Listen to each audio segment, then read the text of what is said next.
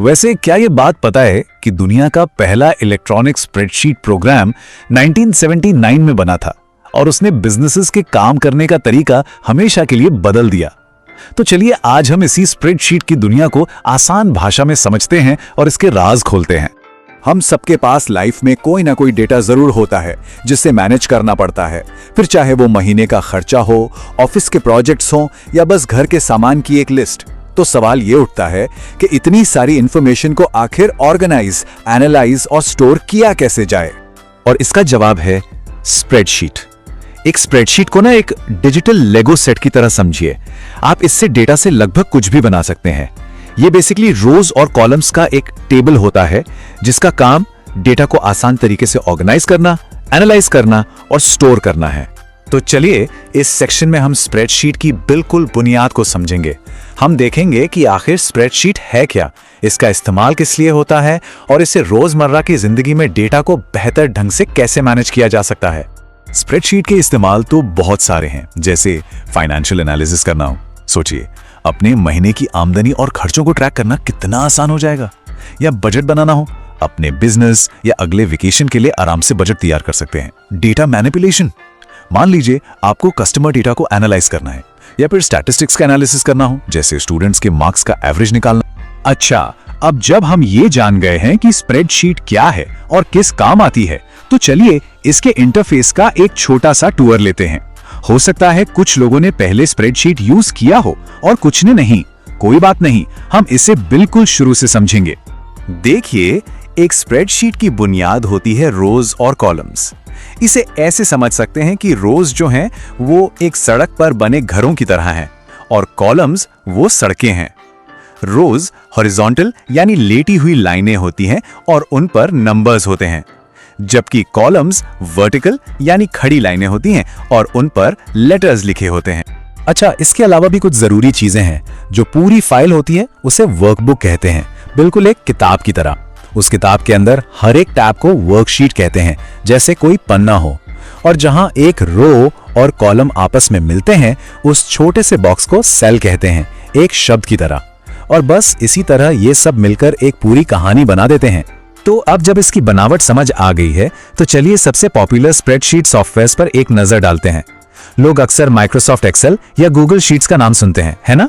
सबसे मशहूर तो दो ही हैं, माइक्रोसॉफ्ट एक्सेल और गूगल शीट्स।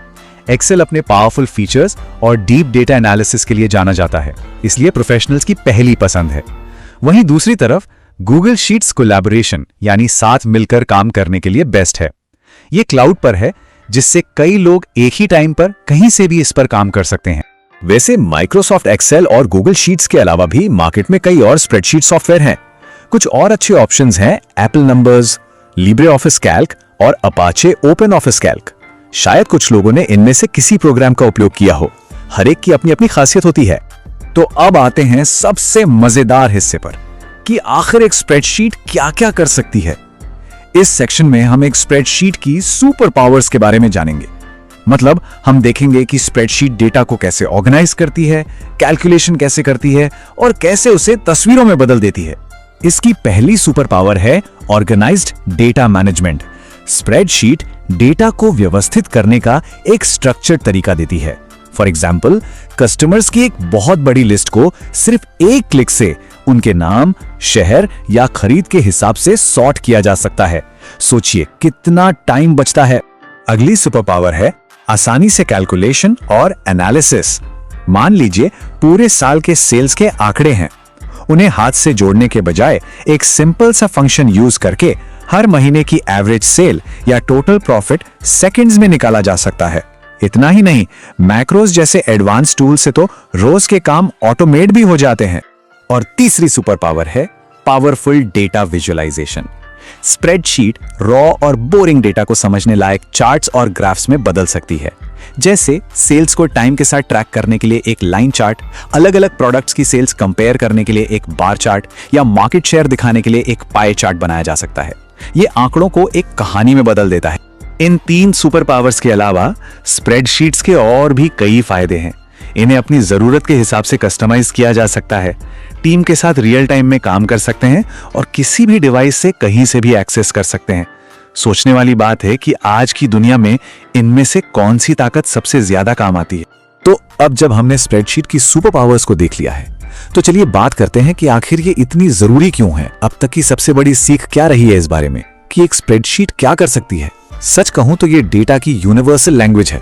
जैसा कि ये कोट कहता है, स्प्रेडशीट्स यूजर फ्रेंडली टूल्स हैं जिन्हें आसानी से इस्तेमाल करने के लिए बहुत कम ट्रेनिंग की जरूरत होती है। ये बात बिल्कुल सच है। अक्सर ऐसा होता है कि जब कोई पहली बार स्प्रेडशीट यूज करना शुरू करता है तो थोड़ा डर लगता है, लेकिन जल्दी ही एहसास हो जाता है कि ये कितने आसान है। तो सारी बात का मतलब ये है कि स्प्रेडशीट डेटा के लिए एक स्विस आर्मी नाइफ की तरह है। इनका इस्तेमाल पर्सनल बजट से लेकर बड़े बड़े बिजनेस फोरकास्ट तक किसी भी चीज के लिए किया जा सकता है। यह हमें अपनी दुनिया को समझने के लिए एक सिंपल लेकिन बहुत पावरफुल जरिया देते हैं। तो डाटा से भरी इस दुनिया में इन सिंपल से ग्रिड्स के साथ आगे और क्या बनाया जाएगा? अब जब इसकी ताकत सबको पता है, लोग इसका इस्तेमाल और कौन कौन से नए कामों के लिए कर सकते हैं, ये सोचने वाली बात है ना।